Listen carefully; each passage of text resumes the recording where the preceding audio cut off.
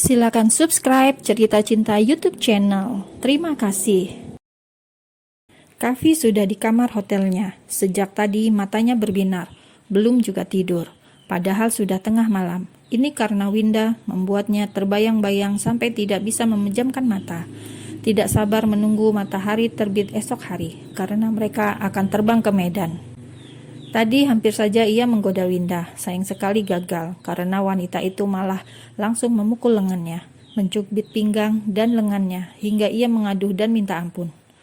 Oke Winda, tunggu sampai saat itu tiba, gumamnya sambil senyum tipis, matanya menatap langit-langit kamar hotel.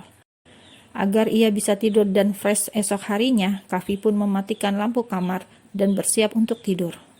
Ayo tidur Kav, ucapnya pada diri sendiri. Pagi hari, apartemen Winda.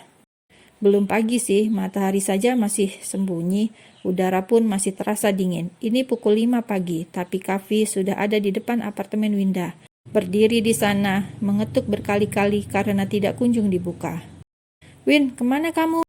Masa masih tidur? Gumamnya. Ia pun melihat sekitar, masih gelap dan sangat sepi. Kavi pun menatap koper silver miliknya, sambil menendang kecil yang menimbulkan suara berirama. Tak, tak, tak. Winda. Sambil mencoba menghubungi ponsel Winda, tapi tidak kunjung diangkat. Di dalam apartemen, di dalam kamar Winda, wanita itu masih tidur dengan nyenyak. Terdengar dengkuran halus yang membuat dadanya naik turun. Tak, tak, tak. Suara berisik Kavi bahkan tidak mampu mengusik tidur Winda. Ini karena Winda juga tidur larut malam. Jatuh cinta membuat dua insan itu tidak bisa tidur rupanya. Beruntung, Kadek terbangun, mungkin juga karena berisik. Ia pun bertanya-tanya, siapa yang bertamu pagi-pagi buta? Klek, sambil menajamkan mata, Kadek menatap pria tampan berpakaian rapi berdiri di ambang pintu. Mas Kavi, sapa Kadek heran. Cepet banget pria itu datang lagi, padahal semalam pulang juga larut malam. Astaga, sepertinya harus dinikahkan. Jika tidak, mungkin ada Kavi Junior, pikir Kadek. Winda ada? Iya ada. Sepertinya masih tidur. Sebentar saya bangunkan, ucap Kadek sopan. Mungkin karena segan dengan setelan jas serta kemeja Kavi saat ini. Kavi lantas duduk di ruang tamu sambil menunggu Winda keluar. Tidak lama berselang yang ditunggu muncul juga. Masih belum mandi, rambut diikat sembarangan, bajunya juga lusuh. Tapi kenapa terlihat menggemaskan di mata Kavi? Jam berapa ini? Tanya Winda sambil menggosok mata. Jam 5. Winda heran, masih pagi kok Kavi sudah ketiba. Memangnya penerbangan jam berapa, Kav? Jam 8. Winda yang masih ngantuk tambah bengong. Kemudian duduk di samping Kavi, bersandar pada sofa lalu menguap. Menguap aja kamu cantik, batin Kavi yang sudah kena jampi-jampi cinta. Di mana yang buruk pun akan selalu terlihat bagus. Aku mandi dulu ya. Iya. Winda pun kembali masuk kamar, mandi dan ganti pakaian. Pukul 6. Mereka bertiga sarapan bersama. Winda dan Kadek yang masak. Masak ala-ala anak kosan. Menu sederhana tapi di lidah Kavi sudah mirip makanan restoran bintang 5. Lo udah ajuin cuti sama atasan, Win? Tanya Kadek saat mereka masih menikmati sarapan. Udah, gue udah izin, dan mereka gak bisa nolak karena gue izin nikah, ucap Winda kemudian terkekeh. Sialan lu. Keduanya tersenyum, tapi ada kesedihan di hati masing-masing. Ya, Kadek bakal sedih karena mereka mungkin akan hidup terpisah jika Winda nikah. Kabari ya, nanti kalau sudah sampai. Beres. Mas Kavi, titip Winda ya, dia anaknya keras tapi aslinya lembek. Kavi yang sejak tadi menikmati sarapan ikut tersenyum. Tenang aja, gue pawangnya, jawab Kavi ikut bicara dengan bahasa gaul, membuat Winda tidak bisa menahan tawa. Apa-apaan sih, Kav? Sela Winda. Karena makannya habis, ia pun membereskan sisa makanan dan membawanya ke dapur, disusul Kadek di belakang. Kavi mau bantu, tapi Winda langsung melarang. Gak usah, Kav, kamu duduk aja. Oke. Sesaat kemudian, Winda sudah menarik sebuah koper dari kamar.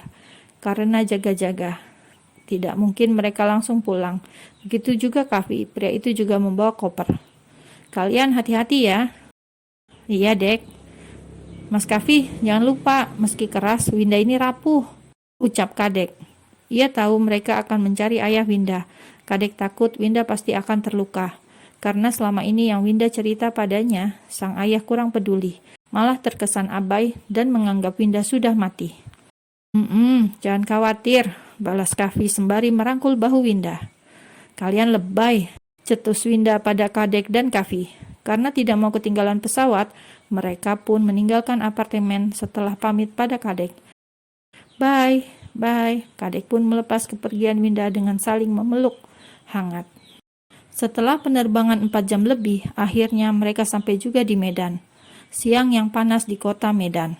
Medan merupakan ibu kota Provinsi Sumatera Utara. Kota ini merupakan kota terbesar ketiga di Indonesia setelah Jakarta dan Surabaya, serta kota terbesar di luar Pulau Jawa.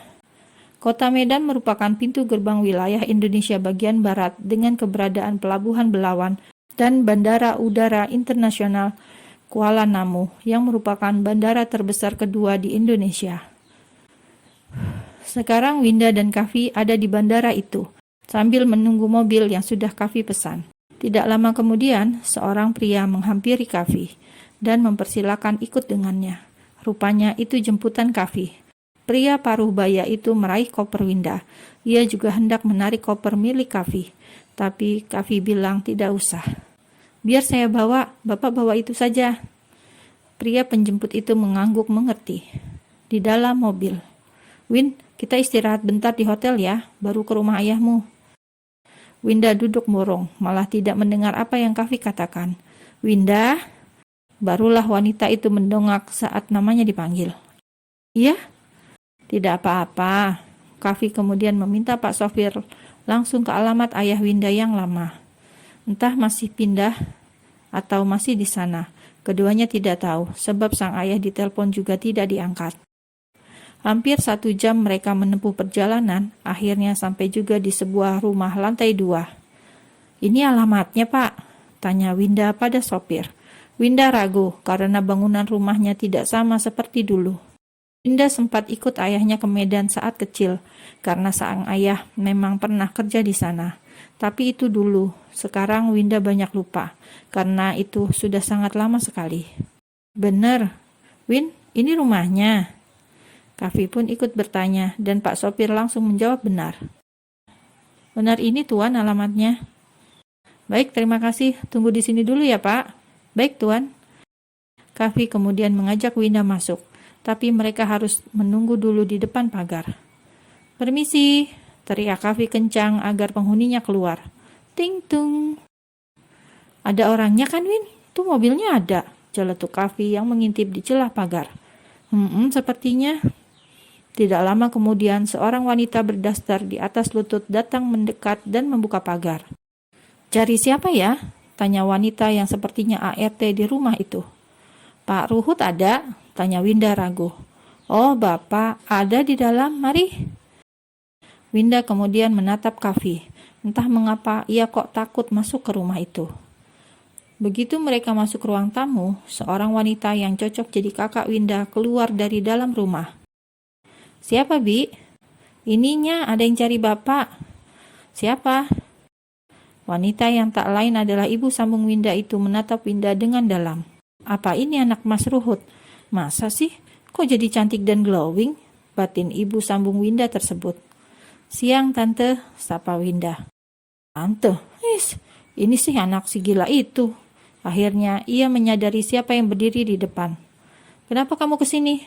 Tanya wanita itu dengan ketus. Ayah ada. Wanita bernama Kumala itu memasang muka masam lalu masuk ke dalam rumah. Mas. Ayah Winda yang sedang di taman belakang sibuk dengan koleksi antorium itu pun menoleh. Ada apa, Mah? Berisik sekali. Tuh, anakmu datang, ucap Kumala ketus. Kan baru berangkat kuliah, kenapa balik? Bukan Barbie, tapi anak wanita itu, celetuk Kumala kasar. Siapa? Winda. Kenapa dia kesini? Mana mama tahu, papa tanya aja sama orangnya. Kalau minta uang jangan dikasih, Barbie juga butuh biaya mahal, ujarnya saat Ruhut cuci tangan dan memakai hand sanitizer. Kenapa dia kesini? Batin Ruhut. Pria itu kemudian menemui Winda yang sudah menunggu sejak tadi. Saat Winda melihat ayahnya muncul, Winda tidak bisa berkata-kata. Rasa marah, kecewa, dan sedih. Mengapa hidup ayahnya baik-baik saja, sedangkan ia dan ibunya harus terhimpit kemiskinan? Untuk apa kamu ke sini? Tidak memberikan sambutan apapun, Ruhut langsung bertanya to the point. Selamat siang, Pak. Maaf mengganggu waktu Bapak. Kenalkan, saya Kavi. Ruhut tidak langsung membalas uluran tangan Kavi. Ia menatap sejenak, barulah menjabat tangan itu. Ada urusan apa kalian berdua kemari? Kavi yang orang lain saja langsung terluka mendengar pertanyaan dingin dari pria itu, apalagi Winda. Kavi tahu pasti Winda sangat terluka. Tidak mau basa-basi, Kavi juga langsung ke pokok masalah. Kami kesini untuk mencari Bapak selaku ayah kandung Winda. Kami akan menikah dan kami berharap Bapak bisa menjadi wali Winda. Dia bukan anak saya, cetus Ruhut kasar. Bagai dihantam batu besar, Winda langsung berbalik dan menahan tangis. Sedangkan Kavi, tangannya mengepal. Ia sedang menahan diri untuk tidak marah.